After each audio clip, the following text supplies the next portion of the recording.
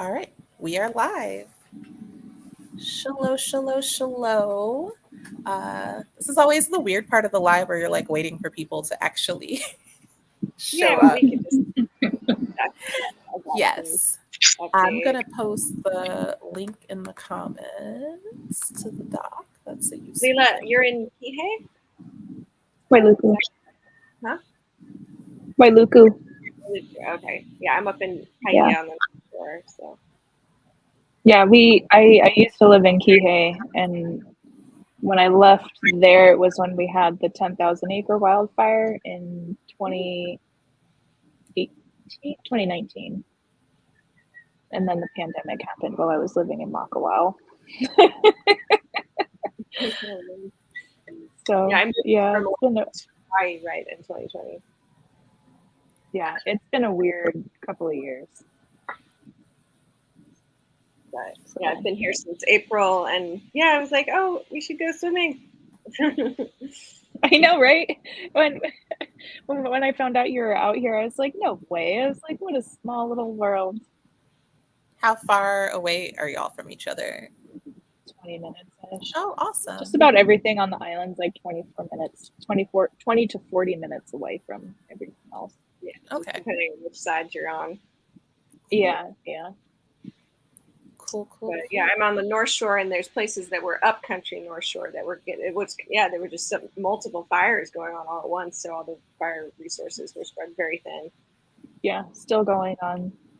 I have someone I know is going to be going into the gulches to help put out the fires, because that's been one of the issues up in Kula. Some of the fires and hotspots are in really, really hard to reach places. And so this person's particular job is like going into those gulches to monitor invasive species. And so they're like, hey, you guys want to help us? And they're like, absolutely. I would love to help. Yeah, I know. Right now we have to focus on saving the humans, but I'm really concerned for the reefs in Lahaina, because all that toxic ash is going to be in the water. Like that was one of my favorite places to snorkel and swim and videos. Mala was my favorite on the island too. I was talking to my mom about this earlier because I am friends with Dr. Downs over in Virginia, who runs Hereticus Labs, and so they do toxicology studies.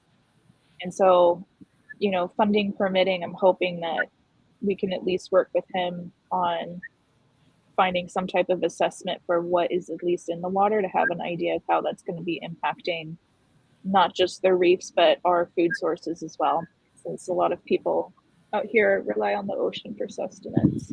So it's going to be I know it's not going to be fun results. There's a lot of layers to this. Yeah. Yeah, there's the short term, and then there's like the long term implications, and there's the environmental, cultural, socioeconomic implications as well. It's a very complicated issue. Yeah. So. Yeah, I'm sorry to hear about your job. That sucks. Yeah, I mean, I was just kind of like waiting for it, because all the boats that I work on, they're all doing relief efforts, so they're getting what is needed to Lahaina, Kahana, Napili, all those areas. And yeah, it sucks, but I definitely have the more blessed version of misfortune. Mm-hmm. So I can't. Are you able to apply for unemployment? Yes, I applied for unemployment. It kind of sucks because it looks like what I would be getting from unemployment in a week is what I would normally make in like 1 or 2 days. So it's going to be a hit. But Divers Alert Network, for those of you that are listening in and live on Maui, Divers Alert Network, if you are a pro member, so if you are a dive professional or own a dive shop that is insured through Divers Alert Network, they send an email. They have grant funding available. So you just email them back and say, hey, this is how the fires have impacted me. So I let them know, like, I've lost my job, rebuilding my business post-COVID has already been a struggle. So that's now on the back burner yet again. And so I don't know if anything's going to come from it, but if you haven't seen that email, check your spam folders, guys. It's an awesome resource. So we have a few people who have joined us. Would y'all like to just introduce yourselves and, just introduce yourselves, who you are, where you live, why you agreed to join me? You can go first, Lauren, if you like. Okay, so I'm Lauren, also known as Mermaid Soluna, and I'm the director for co-director for Miss Mermaid USA and King and Queen of the Seas, which is where I met Shay out on the Caribbean cruise from you guys might remember from the Mer People docuseries. And I live on Maui. I've recently moved here from Hawaii, and I live on the North Shore, which near the beach, which was not affected directly by the fires. So thankfully, I was out of the path of harm. But there's just been such a huge community, like the whole community is coming together, and we're all just doing what we can to help everyone. This is huge, and yeah, Shay was surprised that this wasn't reaching out as many people. So, and I'm from the East Coast, and I'm not hopefully some people from that side are going to be able to join it later over there. But yeah, the news has been very quiet. It's just we need people to know how bad this really is, so that we can really get momentum behind. First of all, huge disaster emergency relief needs, and then very extended. There's still so much that people don't know about this, so let's just get the word out. Yeah. So I'm Lila. I go by Mermaid Lila in the mermaid world. I have been living on Maui since 2015. I had to think about that for a second. I've been in the state of Hawaii for 13 years. My 13-year Hawaii anniversary actually was Tuesday, August 8th, when all of this was happening. And it's been a really, really tough week for everybody on island. And yeah, like as Lauren said, we're just trying to get the word out, because I think a lot of people don't realize just how severely impacted this is. Like, it's affected Maui in so many ways. So I'm affected on a secondary perspective, because as we were talking about earlier, because of the fire, we have lost two areas where we would normally work out of, which is Lahaina and Kaanapali, where a lot of our trips would go from as a photographer. And so to make sure that we were taken care of, our company laid us off so we can start collecting unemployment as soon as possible. Yeah, I don't think anyone understands that there's so many different facets to this issue, and we still need a lot of support that we're trying really, really hard to get. And a lot of the support that we had in the first week was strictly through donations, through people on the ground, running to Costco, getting Amazon wish lists, everything. And the outpouring of support in the community is basically that anybody who is physically able is doing something to help. Anybody who has any type of resource, any type of social media reach, everybody is really, really trying their hardest to get the people impacted by these wildfires in Lahaina, Kihei, and Kula what they need, and to support the people that are boots on the ground, So that's why we're here. So. And I really, on the East Coast, I'm outside of DC, in Northern Virginia. And it really wasn't until Lila messaged me and was like, help, that I was like, wait, what's going on? Like, I kind of heard there was a fire, but I guess, especially with the Canadian fires this year, like, I keep hearing about fires. So, like, it didn't hit my brain that this was like the level of devastation that it is, and that, yeah, Maui needs help. And so I'm just here to try to help amplify that call and say, folks, like, please support. Like, y'all have been telling me that, the government stuff gets, caught up in red tape. So we have a document with, a few funds that are going directly to people. And I'm a very big fan. My mom always says many hands make small work. And so, like, even if you think you don't have money to help, like, I mean, even if you have $3, if 100 people gave $3, that's $300. But if 100 Yeah. people say, I don't have anything, that's nothing, you know, and $300 can feed quite a few people. And so I'm just here to try to help amplify, I guess, what's going on in Maui and hope that maybe people in other parts of the country and other parts of the world might hear this and might, you know, just spread awareness and also share dollars, even if it's just a couple dollars, because every dollar helps. Yeah. Yeah. In Hawaii, we have the concept of la lima, which is many hands make for light work. And this really is an example of la lima, not just with the people of Maui, but all the people of Hawaii, everybody who calls this place home, whether you're native Kanaka Maoli or Haole like myself, you know, a transplant, when you really start to become bonded to the state and you really start to absorb the culture and the essence and you try to live respectfully and do the right thing, you know that community and ohana extends beyond just your blood. We really do all look out for each other, and you really do see that here with the way people have shown up to support. And it's like it got to a point where some of the shelters were turning away volunteers because they just had too many people and not enough things for them to do.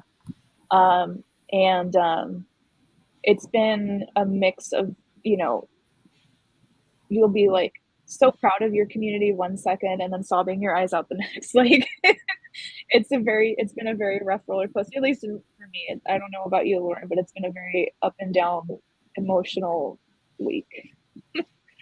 It's been so much fun. It really is beautiful seeing everyone come together, and that's what we wanted to draw attention to, is that the residents here and the people affected, they really want to see this, you know, support going directly where it needs. And there in Hawaii, there is a general mistrust of the government, of large organizations, of people that have just don't understand what it's like here and the tensions going on with, you know, and so everyone just really wants to support as much local, as much direct support as you can. We've in our document, we have links that there's an Instagram with Venmo links that are, these are all verified people that verified by the community that, and you know, because there are scams going around too. There are people, you know, people trying to take advantage of stuff, and not here in Hawaii, but everywhere. You know, there's just going to be some of that. So we wanted to send money directly to families. There's a document with all the crowdsourcing links, and like people have just lost everything. And there's, I don't even know, the thousands of people. Lahaina is a beautiful, historic little town. If you've never been there, it's just, it was so cute and adorable. And like, just, yeah, it was the capital of Hawaii for a long time. And, you know, and it's got so much rich history to it. Yeah, they lost some very, oh, sorry, I didn't mean to interrupt you. Go ahead. No, you go. You finish. I can wait my turn. Yeah, well, it's okay. It's just yeah, it's really devastating, and people don't really understand what's going on, and we just want to get sort of funds where it's going. Like people, you know, want to send stuff too, but honestly, the shelter's been getting too many physical things. Like they only need very specific items. Like please don't send your clothes. Like they can't, you know, like they just need like certain things like fuels, formula, I think is the only thing that maybe if you wanted to send from the mainland for mothers who have babies, because the formula that's on island has been like a lot of shops are very low on that for. So yeah. That's the only need I can think of that I've seen that could be shipped from the mainland. Everything else is like we have, you know, the basic supplies here, but you know, but people need funding, and they're going to need. This is going to be a long haul effort too. They're going to rebuild their homes, and unfortunately, there's already been a lot of people getting approached by realtors trying to buy their land like 3 days after this event, which is, you know, Hawaiians. And when they're still processing this tragedy too. It's like, you know. It's like we need to just make sure that people have what they have, so they don't have to be in a position where they're forced to sell their property, because there's a long ahead. And other fire survivors are sharing their stories from fires around the world where, and a lot of Hawaiians might be underinsured, where the amount of money that they'll get from insurance won't cover, and they have to keep paying their mortgage as well. So there's a lot of different, a lot of depth to this. There's ongoing battle. Yeah, I did see on TikTok there is one gentleman who has offered to build shipping container homes for families that have been impacted by the fires on their land once we get the okay. And he wants, his goal is to do it, where he doesn't have to charge them, where it's purely donation based. And so I'll try and find his information to share. I shared one of his videos earlier, and it's a good idea, because then it's like you have somewhere, you have a physical building that you can go to and you can call home. And so my his partner's in construction. resources for that. And my partner's in construction, and his boss was talking about they're going to try to build some tiny homes and get just people need temporary housing. There's already a housing crisis on Maui where it's very hard to find affordable housing. And now we have to find a way to increase demand. I've seen people with farmland offering for people to come and camp and stuff. So if we could get them some tiny homes, it's very comfortable to live here in just like a simple hale, a little bungalow. Like you don't need insulation, you don't need a lot of things, but you need a roofs over people's heads. Yeah. So I just want to kind of paint the picture as far as the story of what happened. And I'm going to try and not get too graphic, unfortunately, but it is a very heart-wrenching scene out here right now. To put it into perspective for you, so the fire, so first off, before the fire even started, we had hurricane force winds blowing through Lahaina and the west side and different parts of the island. Prior to the fires, we had issues with like a water spout being spotted, like a huge water spout being formed right off of West Maui. Downed power poles, and I'm not talking like just like one or two, I mean like a whole row of them just blown over. Trees, roofs of buildings, all of these things were getting blown off. There was a lot of destruction happening because of the wind of Hurricane Dora before the fires even started. From my understanding, the fire started kind of outside of town, up in the grassland, and the locals over on that side, the people who live there and have been there for a while, know to watch the fires, because when you get a fire on the west side, there's essentially one way back to town unless you go the really long back way. And if the highway is closed, you're just kind of waiting it out and SOL. And from my understanding, what happened was the direction changed and started blowing the fire from the grasslands down into the town. And it took 2 hours for it to burn through all of Lahaina. So from 3 p.m. is when it first started burning buildings. By 5 p.m., it was all black. It looked like nighttime.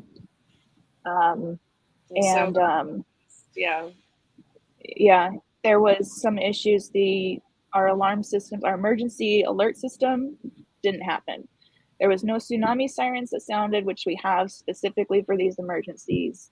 There was no evacuation notice sent in a way that people could hear. People were told that the fire was contained, and they were told to shelter in place. And in the meantime, the fire just moved like that. And containment doesn't, when there's 60 mile per hour. 60 mile per hour winds, 3 miles gusts. Yeah. While the fire. So wow. When the fire started, and say that again. Sorry. The school was canceled that day, so the children were at home. Yeah, there was no power. There was no power. So like when the power poles and everything went down, people lost their cell service, they lost internet, they lost power. So the way that they were sending out the emergency alert system was over cell phone, and nobody had any type of reception. Okay, so the emergency didn't get usually we all get something on our phone, even if it's for another part of the island. None of us got out, because even if other residents didn't have service, we could have gotten more word out. So there was that issue. There was an issue with the roads because there was an accident on the roads, and they had like the main highway closed because of all the power poles going down. So the not not Honoa Pi'ilani, like not the bypass, but the old road that would go, old highway to go back that leads up to the bypass on either side of Lahaina there. They didn't have any cars on it because of the down power poles and everything. And so when they were evacuating, when people were finally like, we need to get out of here, they all went down Front Street. And so that picture that a lot of people are seeing that's circulating of all the cars that are burned, that's Front Street Lahaina. That was like the main hub of activity where people would go. That's where you would have the wild Halloween parties and everything. And so people had to use their best judgment on when to get out. And some people chose to leave earlier before they really needed to and got out safely with plenty of time. Others, they didn't know until the fire was on top of them. There's been some really so quickly horrific stories, like the kind of stories that keep you up at night. And it's been frustrating because, like we talked about earlier, there's the red tape. And, we had to wait for FEMA to be mobilized. We had to wait for a state of emergency to be declared. We had to wait before the National Guard could be accessed. And all of us are over here going like, but we need help now. Like there's people that are stuck over there with no medical attention, who have burns, who have like smoke inhalation. Like there's a lot of stuff that we have to do. Like people ran into the water to try and escape. And a few of my friends were somehow lucky enough to stumble upon people we knew from the boat crew, and they were like, hurry up, we're getting on the boat, we're getting out of here.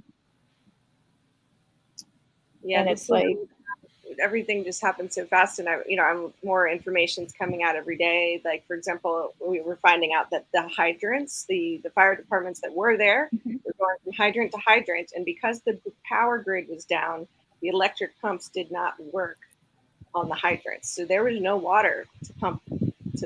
We ran out of water fighting this fire. Right, and it's like how are these things, like someone didn't realize that when there's a power outage, you can't get water to put out the fire. It's like, there's just so many. It was, the perfect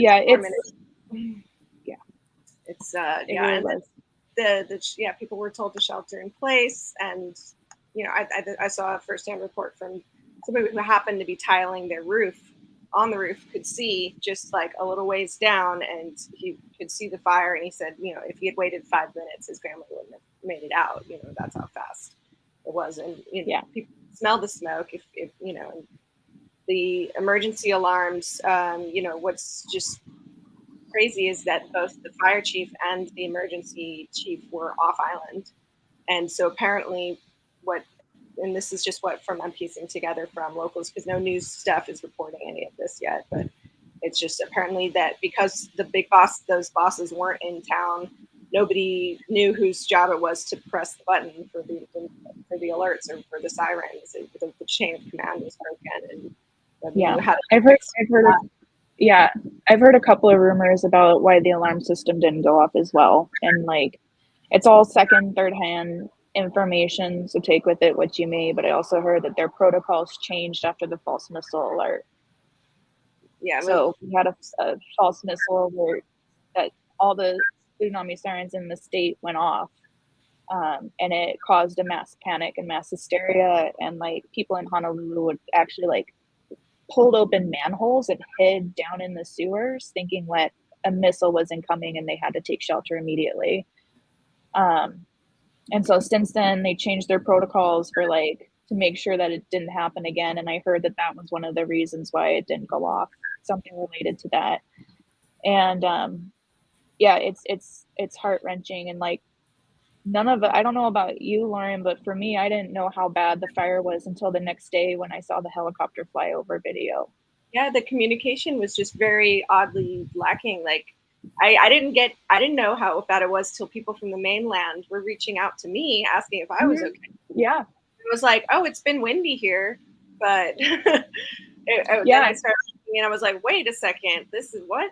This is it was like 2 days ago. I woke up to a bunch of text messages. Are you safe? Are you okay? I heard there's fires. It's like, oh yeah, there's a fire up country and it's burned a couple houses, but I mean, and there was one in Kihei, but it's okay.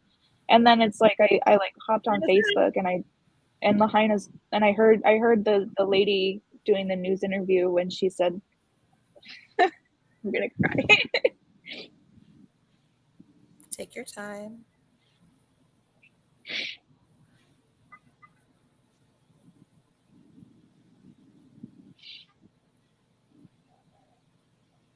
But yeah, when you just hear her say Lahaina is gone.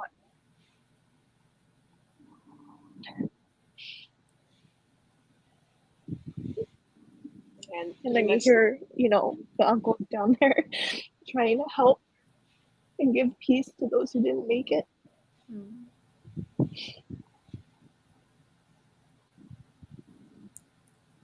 Can you all speak to the significance of Lahaina? Like, it's a really special place, yeah?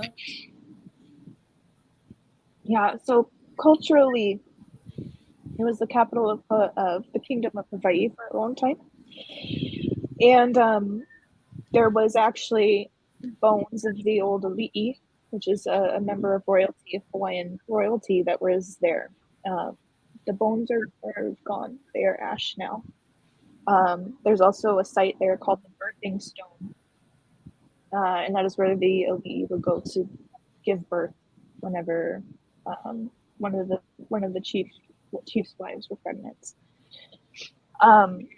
So there is a lot of like old cultural significance from the natives. It was a whaling village for a while. Like it was like the hub, it was the capital, it was where everybody would go. Even the old sea shanties about coming down to old Maui, they would sing about Lahaina. It also has the oldest school, I think, in the state, Lahaina Luna High School, which was established back in the 1800s. They have it's really cute. They have a giant L in stone up on the mountain there. And the senior class of Lahaina Luna, it's their job to take care of the L. And then at the end of the year, they'll spell out a aloha. And it's a whole thing to be able to take care of the L when you're a senior. It became like it purposefully retained a lot of its old charm. Lots of historical sites. They have like the old prison, Baldwin House, the courthouse, Pioneer Inn. All of these places, and most of Front Street, had a lot of history, and had remained relatively unchanged. Maybe a new paint job here and there, but other than that, it was a really strong and powerful cultural hub. And trying to think of what else, because we were talking about it earlier. About Lahaina is the banyan tree that's there. And the banyan tree. There's beautiful historic banyan tree. It was planted in 1873. Wow. It was a 50-year anniversary of the missionaries arriving in Hawaii, but planted under the reign. I think the guy that planted it was the sheriff, and he was serving under King Kamehameha's widow. So it's way back to just that transition time. But this tree I think it spans about 1/4 of an acre, and it's got huge. All the multiple trunks that come off of it, and it's just this huge like sanctuary. And everybody just goes under the tree and like sits and hangs out. And what's beautiful though is that the tree seems to be surviving. It got really burnt, but these trees are pretty fire resilient. They've given it like 40,000 gallons of water or something recently, and it's probably going to make it. It's going to be a beautiful symbol of hope to rebuild. Because that was one of the things people were like, did the tree survive? Did the tree survive? And I think if the tree didn't make it, that would be the last stake in the heart for a lot of us. It's the heart of the town, and it's living, and it's living.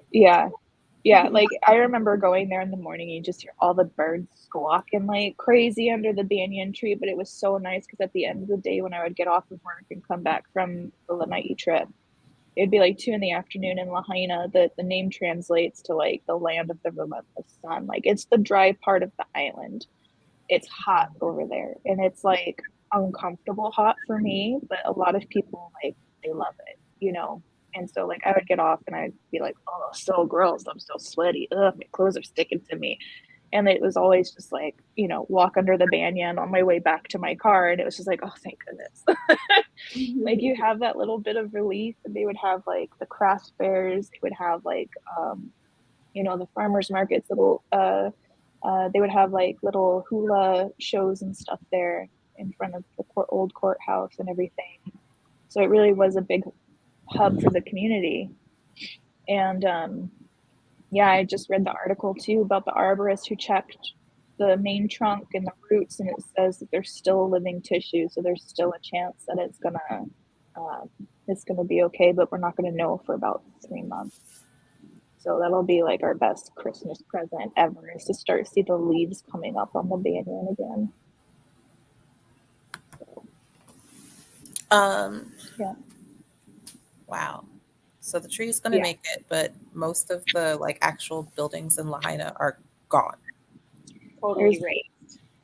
2,200 structures, I think. It's like 2,127 structures, most of them residential, that were impacted by the fire. Wow. So this leads to, yes. And it was a lot of family homes, local owned homes that had been passed through the generations. And I know a lot of people on the mainland might not know this, but the state of Hawaii has the highest concentration of multi-generational families living together under one roof. And so it is very common for local families to have 3, sometimes even 4 generations all living in the same house. And they all contribute, you know, they're all putting in the work necessary to maintain and get the bills paid and cook and clean and watch the kids and everything. And so we have a very unique community dynamic in that respect.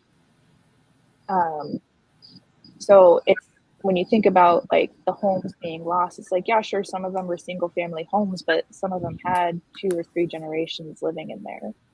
So it's not just like 2 people or a family of 4 that's displaced. It's like 6 to 10 people. Wow. Yeah. So that's something to keep in mind, because like we were talking earlier, we already have a housing shortage. Our real estate prices are absolutely insane because we have a lot of folks from the mainland, the developers and people who want Airbnbs, and they come and they pay cash and buy out all the local people. And then, you know, they either flip it to try and make a profit, which drives up the real estate prices, drives up the rent, drives up the cost of living, or they just convert it into an Airbnb, and no families get to see any of that income or economic benefit or the securement of generational wealth through real estate.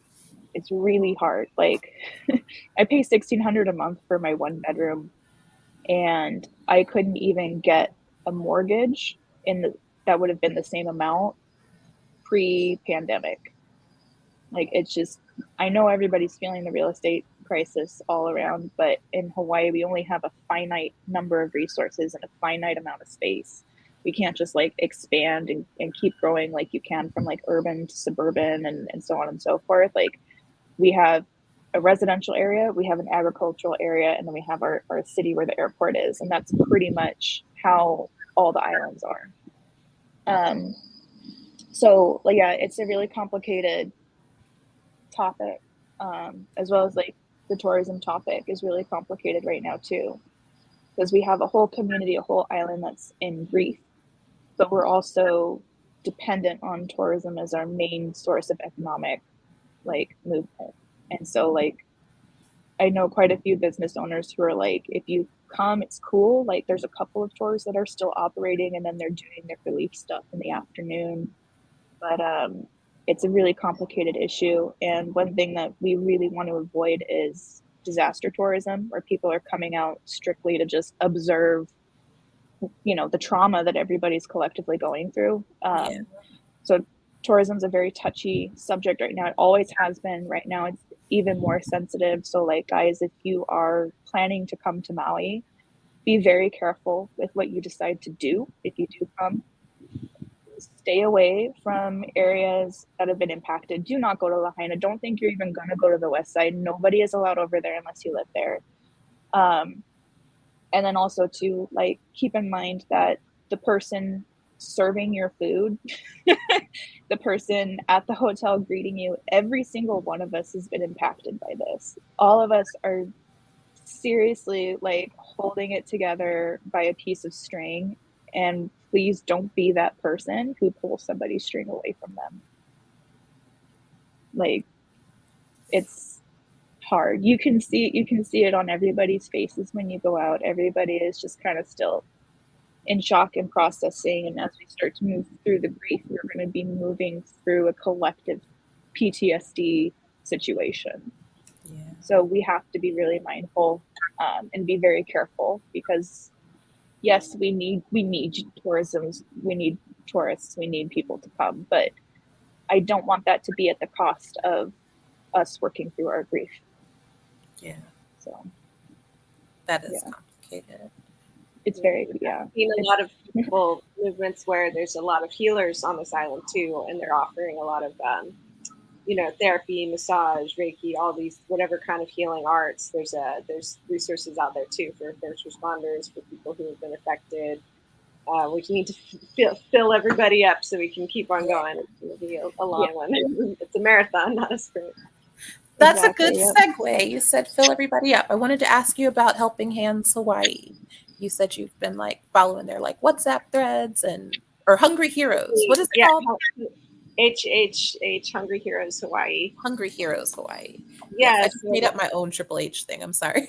I haven't been able to go out and directly volunteer yet because I've had a toddler at home, but I've just been following and trying to be active where I can, and so Hungry Heroes Hawaii is they were formed originally during the pandemic as a response to help feed people, and here they're just right now they're really active on getting hot meals to shelters, and they get all their produce sourced directly wholesale from local farms, which I just want to emphasize that supporting the local farms here is super important, because part of what contributed to the fires is these mismanaged massive plantations from the pineapples and the sugar cane, and they've just been overrun with invasive grasses, which are very flammable. And so anything we can do to support farmers and support more farmland that's properly maintained and irrigated, and permaculture techniques and everything that can bring more lusciousness back to the island, because it is the dry side of the island, but it was never this dry. And it can, the water's been diverted for golf courses and resorts, and we need our farms anyway. So that's what I like about this organization is that, supporting the farms, supporting the people. They're getting all the essentials, everything from air filters to fuel to the food that they're doing. They're very well organized from what I've been observing, and so that's one place that I would like to encourage people to send money. Very on the ground. Yeah, the Hawaiians, they don't want you donating to the Red Cross. They have a lot of mistrust of these very large, slow organizations. Like, if you want to help now, the best way is just like right on the ground. And that's one of the resources that I've found. I was reading their GoFundMe page, and it's probably one of those things that like as I read it, I was like, oh, this is so obvious, but it also like just punched me in the gut, like, because they were talking about how they were just like delivering meals to people's cars, and I'm like, what? And it's like, yeah, obviously probably a lot of people are sheltering in their cars right now if their homes are gone. Hopefully you escape with at least your car. yeah, but like it was just like, it's just one of those things from the comfort of my lovely air-conditioned home.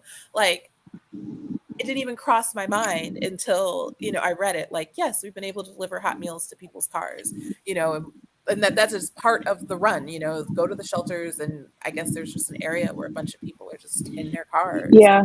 Our local Walmart actually turned their parking lot into a place for people to stay.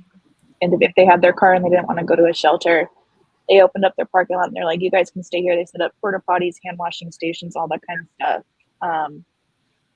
So that's been a resource that a lot of people have utilized. And then we have, plenty of people who are like, I have a bunch of land, like, come over, we can take your dogs, you know, like there's a lot of places and posts Yeah, like there's that some good where news, good stories where, like, I think the shelters had all the dogs adopted or fostered like pretty quickly because a yeah, lot of pets are displaced as well, and you know you can't just have your pet with you at a shelter at a shelter.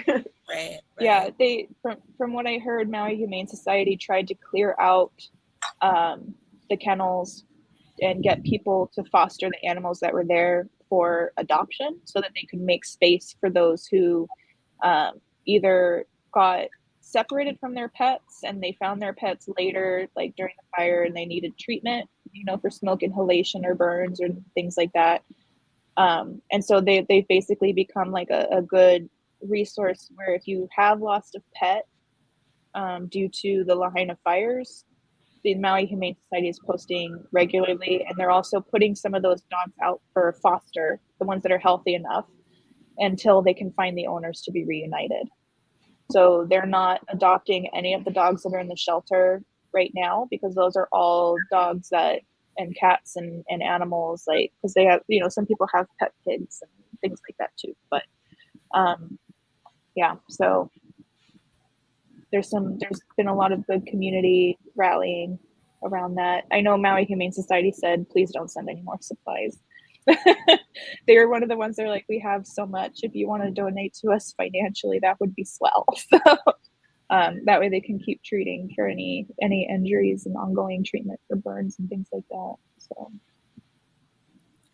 And Lila, you've personally been busy, so we put your Venmo on that doc because I know you've been like paying attention to um, when the shelters do say they need stuff. Though it sounds like right now they're in a good place. You've been making Costco runs and dropping stuff off at mhm. boats. Like again, I'm a very landlocked mermaid.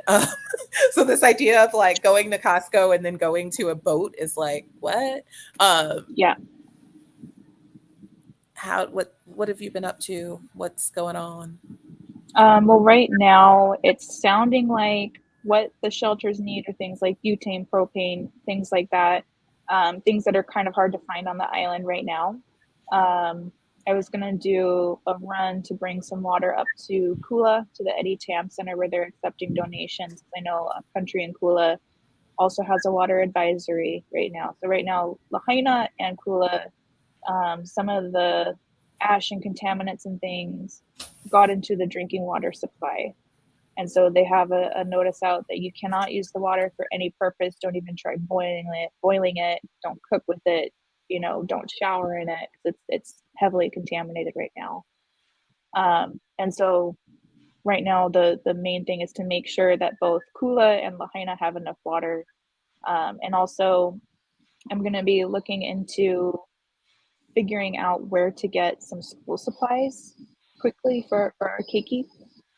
Some of the kids that were in Lahaina that have been displaced, they're supposed to be starting school this week. And so they are actually putting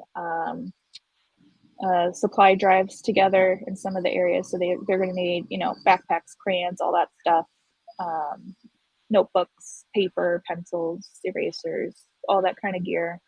And they're also equipping the schools with grief counselors so that if any of the kids that have been displaced need it, or if any of the like staff needs it, they have people on hand to help. So Yeah, and I yeah. love we had the idea to maybe we can show up in our mermaid tails and distribute some supplies for the keiki because I know this has been so hard on them. They're completely displaced. The little ones don't know what's going on, and if there's a chance we can bring a little mermaid magic and take their minds off the suffering for a bit, then that would be really sweet. I would love it. And I have extra towels, so if we have some volunteers, we can make a little mermaid magic happen. Oh, that Yeah, sounds yeah, awesome. we can definitely figure something out.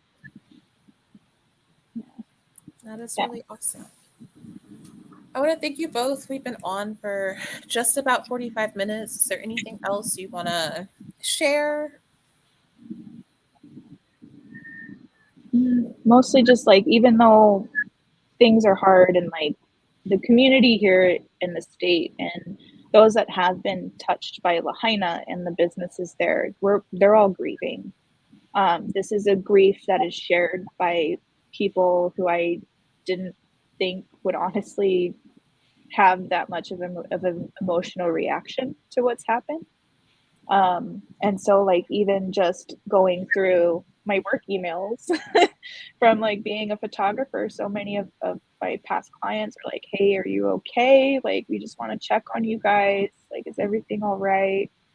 And so it's been really beautiful to see just how far our island community has like made its reach with others. And so it's really appreciative. And I want you guys to know that it's like, for me, like if you do send stuff to me directly for supply runs, just trust that please trust the money is going to go where it's needed most. Whether that be physical supplies, monetary donations, however. We have a lot of people who are boots on the ground making sure that supplies get to where they need to go. And we are all very closely monitoring what everybody needs. And so I just want to say thank you, because without you guys, I wouldn't have been able to start, just feeling useful in all of this. So like, thank you all for at least like listening to our stories and helping us as we continue to navigate through this. It's going to be a long road to recovery. And so we're just kind of figuring out like our systems and everything now, and communication, and making sure that supplies go where they're needed most. Do you want to share anything more? Your help, and yeah, just again, trying to get some direct help right away, and then this is going to be a very long rebuild. So please keep Maui in your hearts. Like come Christmas time, we're going to need your help again once we start getting away from the immediate disaster relief and really thinking about how to rebuild and how to support families so that they can keep their properties, so that these real, sharks don't come in and just try to grab the land, and really protect the integrity of the town. So we really just please just follow along and like see if you can spread the word. And we're mermaids. We got a big community, and I think Hawaii is very special to a lot of us. And I really think as a community we can come together and do some things for the families, for the keiki, for the eventually we're going to need reef cleanups and like some sort of there's a lot of toxic ash and stuff going into the water. Lahaina has beautiful reefs. I'm going to share a video about the last time I did a mermaid shoot there, and it's like just heartbreaking all the levels. But I know that we can come together and we can we can help support the community who's already so strong. Like it's so beautiful seeing how much everyone is there for each other. It really is like ohana. And if you've ever been to Hawaii, if you've had a taste of aloha and ohana, like, just send a little more back to us because we need it now. Yes. Well, thank y'all for joining me. And if you're watching, please, again, like, there is no donation that's too small, because there's power in numbers, and so even if you have a little bit, just please give a little bit. And yeah, and even if it isn't now, and it is a couple months from now, as they've said, like right now it's still that like immediate crisis moment, but it's like, yeah, like homes are going to need to be rebuilt, the water, like both the drinking water and the reefs need help. Like all of these things are like ongoing projects, and it's a lot. And so please, please, please keep Maui in your hearts. I just wanted to do this to hopefully, let some of us who aren't in Hawaii, who aren't in Maui, know what's going on, because I haven't really heard much. So I appreciate everybody who has joined on with us, who has donated, who's like, you know what, I get paid on Friday, I'm making my donation then. It's much appreciated. And I really thank both of you, Lila and Lauren, for your time, especially since you both have so much going on. Yeah, I guess I will sign off with that. Thank you, Shay, for bringing us Thanks so much. Thank you. Conversation going. Yeah. And thanks to everybody who sat and watched, and we appreciate you. Thank you for sharing your aloha with us.